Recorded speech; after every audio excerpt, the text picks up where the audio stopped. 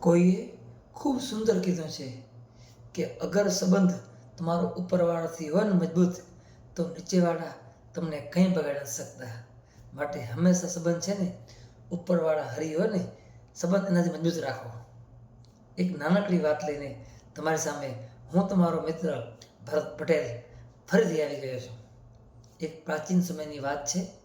એક રાજા હતા. એમને સંતાન કંઈ હતું નહીં. એની સંતાન હતા એ.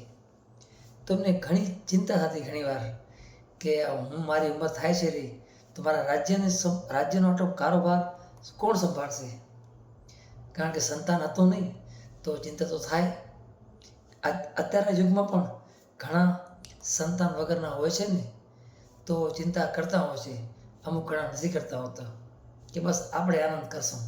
પણ ભાઈ ખરેખર સંતાન તો હોવું જ જોઈએ. સંતાન હોય ને તો ઘર આખો એનાથી ઉજળો લાગે. માટે બસ રાજા હતા ને, એમને એમ થયું કે આપણે સંતાન નથી તો ચિંતા બહુ ખાય છે એમ. તો એકવાર ત્યાં રાજ્યના એમના હતા ને રાજગુરુ, એમના કને ગયા. એમની કુટિયામાં ગયા મળવા અને પ્રણામ કરીને કીધું કે ગુરુવર, હવે આ રાજ્યનો કારોબાર મારે કોને આપવો? એ કે મારે સંતાન નથી. કે આ રાજ્યના ઉત્તરાધિકાર કોને મારે બનાવવો? એ કે હું બહુ ખૂબ ચિંતામાં છું. એ કે રામ. તો ગુરુજીએ કીધું કે રાજા, કે તમારે ચિંતામાં કાંઈ ન કરવાની. કે સંતાન તમારે નથી, પણ જ્યાં રાજ્યના સંતાનો ઘણા બધા છે એ કે એમાંથી જ તમે એક સારો માણસ કે ચૂનો હોય કે એમ તમે સારા માણસ જવાબદારી આપી દો જે નિભાવી શકે. એ કે તો રાજાને વાત તો ગમી કે સાચી વાત છે. એ કે પણ એ કે વરે ગુરુજીને કીધું કે ગુરુવર, એક તો મને વિનંતી કરું કે મારે એને ચૂનવો કેવી રીતના એમ, મારે એને ખબર કેવી રીતના પડે હું ભગવાન નથી, પણ મારે એને કેવી રીતના સંભાળવો હોય કે એમ, મારે એને યોગ્ય કેવી રીતના ગણવો હોય કે. તો ગુરુજીએ કીધું કે રાજાજી, તમે તો ખૂબ બુદ્ધિશાળી છો. એ કે તમે તો બુદ્ધિવાન છો. એ કે તમને બધું મારે કહેવાનું ના હોય. કે તમે તમારી યુક્તિ સંભાળી યુક્તિ ગોતો અને પછી તમે પ્રયાસ કરો, તમે ચોક્કસ સફળ થશો જ. તો આવી રીતના રાજાજી તો પ્રણામ કરીને ઘરે પાછા આવી ગયા. મેં રાજમહેલમાં બે ત્રણ દિવસ વિચાર્યું પણ કંઈ આઈડિયો ના આવ્યો. પણ રવિવારનો દિવસ થયો ને તેમને મસ્ત આઈડિયો આવ્યો. એમના મંત્રીને બોલાવ્યા અને કીધું કે જાઓ આખા રાજ્યમાં ઢંઢેરો પીટાવી દો, ઢોલ નગારા વગાડાવો કે કાલે સોમવારે રાજાનો મહેલની સામે એક આંગણામાં મારો રાજાનો મહેલ છે ને, ત્યાં રાજાને મળવા ત્યાં પ્રથમ વ્યક્તિ આવશે ને એને રાજ્ય આખું સોંપી દેવામાં આવશે. એ કે તે મંત્રીએ કીધું કે રાજાજી માફ કરજો, પણ એ કે આ થોડો આઈડિયો કહેવાય. એ કે આમાં તો કાંઈ છે જ નહીં. કે આમાં તો ગામ તમને મળવા આવશે. એ કે બધાને રાજા તમે બનાવશો? એ કે તો કે મંત્રીને કીધું કે તમે કીધું એટલો કરો. એ કે મારા પાસે ખૂબ સુંદર આઈડિયા છે. એ કે મંત્રીજી કે ભલે કેવી તમારી ઈચ્છા રાજાજી, કારણ કે રાજાને તો વાત માનવી જ પડે હર કોઈને.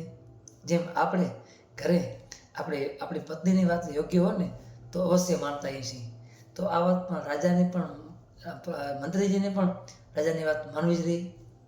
તો મંત્રીજી તો આખા ગામમાં આખા રાજ્યમાં ઢંઢેરો પીટાયો, ઢોલ નગારા વગાડે કહેતા હતા કે કાલ સોમવાર જે થશે ને સવારથી સાંજ સુધીમાં રાજાને જે મળશે ને પ્રથમ એમને કે રાજ્ય સોંપવામાં આવશે. એ કે પ્રજા તો ખુશી થઈ ગયો કે બધું કાલે જવું જ છે, પહેલું રાજાને મળવું છે.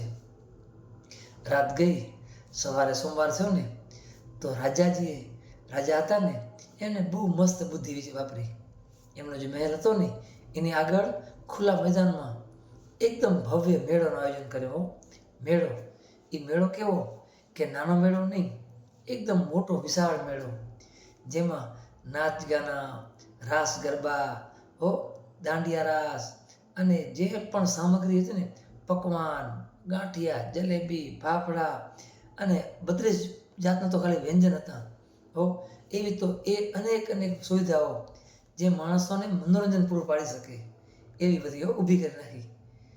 તો માણસો તો રાજાને મળવા આવતો રહ્યા, પણ આ બધું રસ્તામાં જોયું ને તો બધા વિચાર કરે કે રાજાને તો સાંજ સુધી મળીએ ને તો પણ ચાલે એમ, કે એ બધું ત્યારે મળશો ને તો પણ હાલશે, તારા આપણે રાજા બની જશો. એ કે પણ પહેલાં એન્જોય કરીએ. કે કોક માણસ પકવાન પાછળ ભાગ્યા, કોક માણસ છે ને રાસ રમવા માંડી ગયા, કોક માણસ નાચ ગાનામાં પડી ગયા, કોક ઝૂલા હોય ને મોટા મોટા ચકડોળ એમાં બેસી ગયા, કોક વરે વાજિંત્ર વાગતા હતા રહ્યા જ્યાં ઓલું હોય ને અલગ અલગ મ્યુઝિકલ એમાં આનંદ કરતા રહ્યા.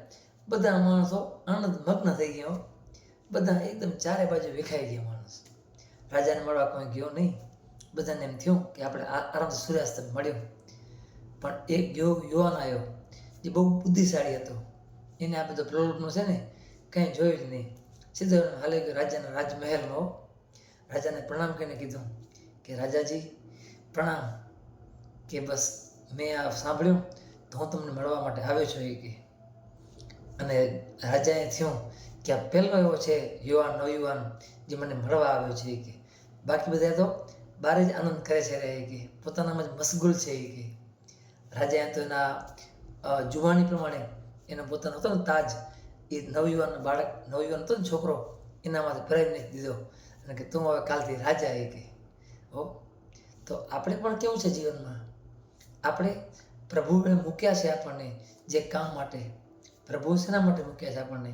કે આપણે બાળપણ અહીં તો આપણું 18 વર્ષ 15-18 વર્ષ તો આપણું એમને જાય, આપણું બાળપણમાં જાય કે માતા પિતા જે કહે એ કરીએ અને આપણે આનંદ કરીએ.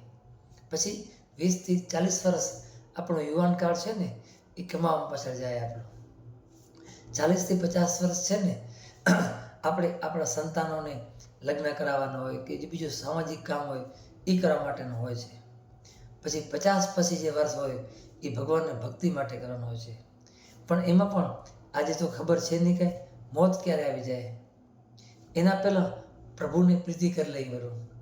આપણને ભગવાન એટલા માટે મૂક્યા સંસારમાં કે બસ તું સંસારમાં જા અને મને ભજ અને મને પામ.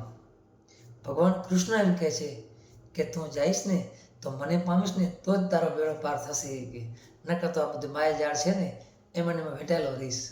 તો આપણું પણ એવું છે, જેમ રાજાને મળવા માટે ખાલી આખા રાજ્યમાંથી એક જ વ્યક્તિ ગયો અને બીજા બધાએ બસ આ એન્જોય એન્જોય એન્જોય એન્જોય કરવામાં મશગુલ થઈ ગયા. કોઈ ચકડોળ પાછળ પાગલ થઈ ગયું, કોઈ રાસગરો પાછળ પાગલ થઈ ગયું, કોઈ દીવાના વ્યંજન પાછળ હાલાઈ ગયા. તો બસ આપણું પણ એવું છે.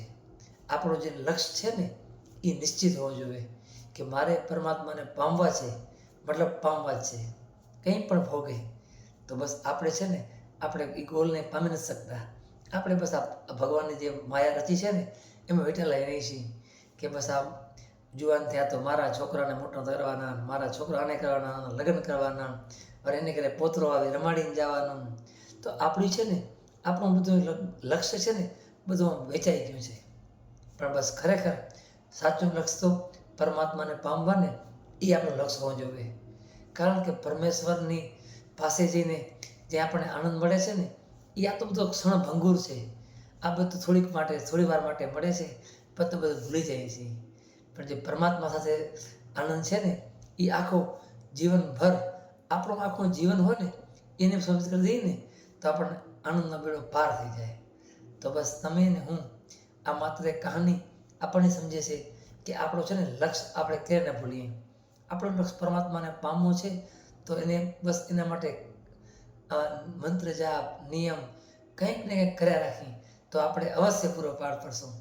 તો બધું શું આ બધી માયા છે ને એમાંથી મહદ અંશે આપણે થોડા પ્રભુને પામી શકશું. બસ તો આપણે કોશિશ કરીએ, હું અને તમે. એવું નહીં ફક્ત કે તમે જ કરો, મારે પણ આમાંથી ખૂબ શીખવાનું છે. હું તો એક નાનકડી વાત તમારા સામે ખાલી માત્ર રજૂ કરું છું કે તમને પણ જીવનમાં આનંદ આવે અને તમને કામ આવે. આ વાત તમને ગમી હોય તો આગળ શેર કરજો, લાઈક કરજો અને સબસ્ક્રાઈબ કરાવજો. જય શ્રી રામ, હર હર મહાદેવ.